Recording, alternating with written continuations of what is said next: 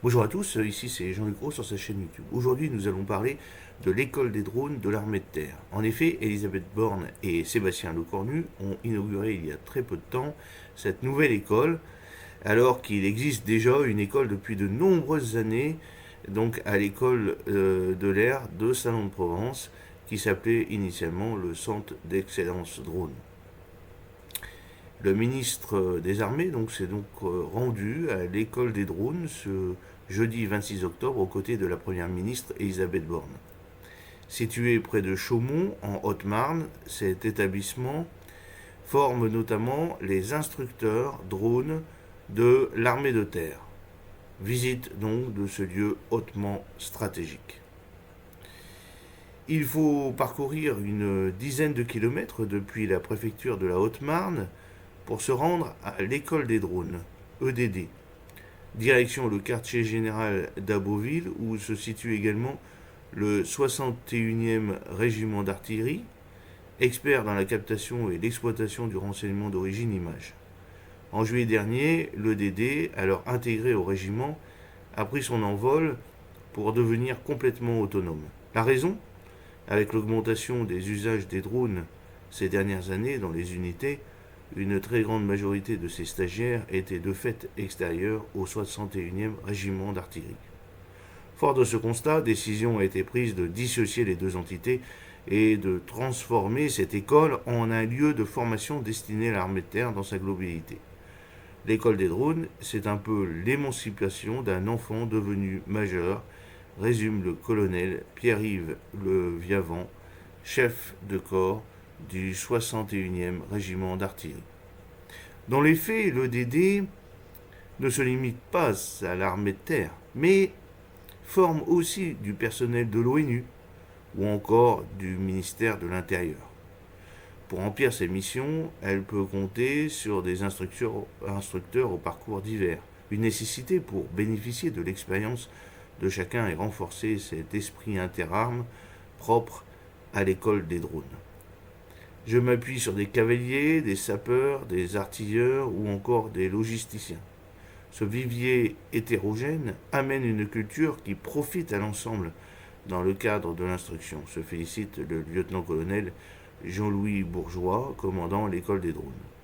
Car l'objectif n'est pas tant de former les opérateurs de drones, mais bien de former des instructeurs au meilleur niveau, qui eux-mêmes pourront entraîner les télépilotes de leurs régiments respectifs. Nous sommes donc un modèle décentralisé.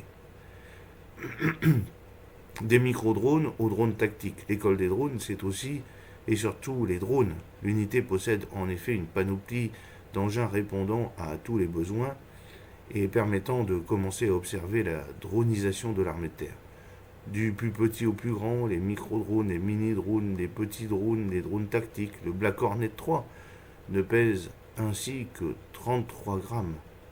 Il mesure 16 cm de long et peut voler 20 minutes maximum, tandis que le SMDR, produit par Thales, pèse 15 kg pour une envergure de 4 mètres environ et une autonomie portée à 2h30.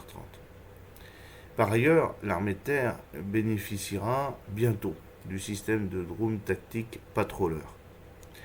Il nous donnera la capacité de repérer l'ennemi dans la profondeur. Avec un tel outil, nous pourrons quasiment lire l'ordre de bataille de l'adversaire sur plusieurs kilomètres et dévoile le chef de corps du 61e régiment d'artillerie. Rappelons le Patroller en quelques chiffres. Autonomie 14 heures, portée 150 km, vitesse de croisière environ 130 à 166 km/h, envergure déployée 18 mètres, longueur 8,5 mètres, hauteur 2,7 mètres, masse 1,2 tonnes au décollage. Le SMDR, lui, c'est le système de mini-drone de renseignement. Alors, comme vous voyez un peu sur la photo. Alors, quand il était à la tête de l'armée de terre, le chef d'état-major des armées, le général Thierry Burkhard, avait parlé d'une réflexion sur une possible mutualisation de la formation des pilotes de drones avec l'armée de l'air et de l'espace et souligné la nécessité de trouver un accord sur les spécifications d'un tel cursus. Seulement, en raison des différences d'approche ou de culture, cette mutualisation est restée dans les cartons. Et en la matière, les trois armées ont chacune mis en place leur propre filière dédiée aux drones. Ainsi, la Marine nationale a ouvert une école de drones sur la base aéronavale de Lombiwe en 2019, tandis que l'armée de l'air et de l'espace a inauguré le centre d'initiation et de formation des équipages drones à Salon-de-Provence, anciennement centre d'excellence drone, et créé un cursus dédié aux drones mâles moyenne altitude longue endurance à Cognac au sein de l'escadron de transformation opérationnelle sur drone 333 Moselle. Quant à la formation des télépilotes du 61e régiment d'artillerie, appelés à mettre en œuvre le drone tactique patrouilleur aux performances proches de celles d'un engin de type mâle, elle se déroule en grande partie à l'école de l'aviation légère de l'armée de terre à Dax.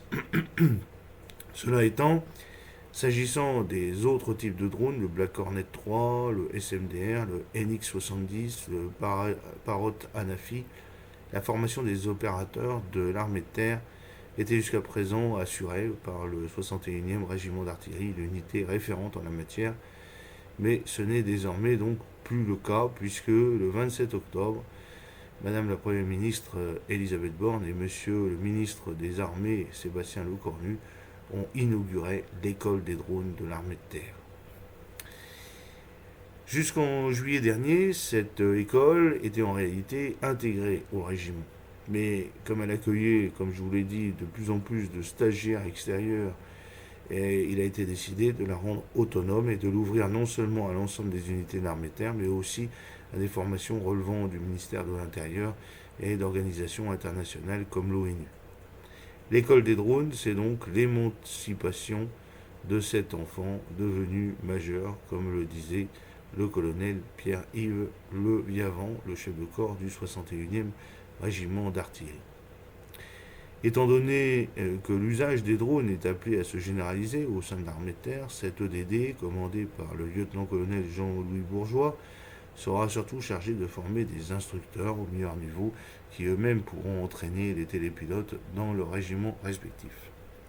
Selon l'armée de terre, qui revendique être la première en Europe dans l'emploi des drones, l'EDD dispense de 47 formations techniques et tactiques sur l'ensemble de la trame drone et de préciser que certaines d'entre elles sont décentralisées dans des centres de formation délégués auprès des référents instruction drone des unités ainsi que des partenaires extérieurs. Les drones et leurs applications multiples sur le champ de bataille sont l'une des motivations capacitaires majeures de ces dernières années. Il est impératif de s'équiper, mais aussi de former nos soldats, d'adapter la doctrine et les modes d'action en conséquence. C'est la mission de cette école, a commenté le général Pierre Schild, l'actuel chef d'état-major de l'armée de terre. A noter que l'EDD sera prochainement rattaché à la 19e brigade d'artillerie du commandement des actions dans la profondeur et du renseignement qui verra le jour à Lyon en 2024. J'espère que cette petite vidéo vous a plu. N'oubliez pas de cliquer sur le pouce pour la promouvoir, de vous abonner si ce n'est pas encore fait et de partager cette vidéo sur vos réseaux sociaux. A très bientôt, fidèlement, Jean-Luc Haut.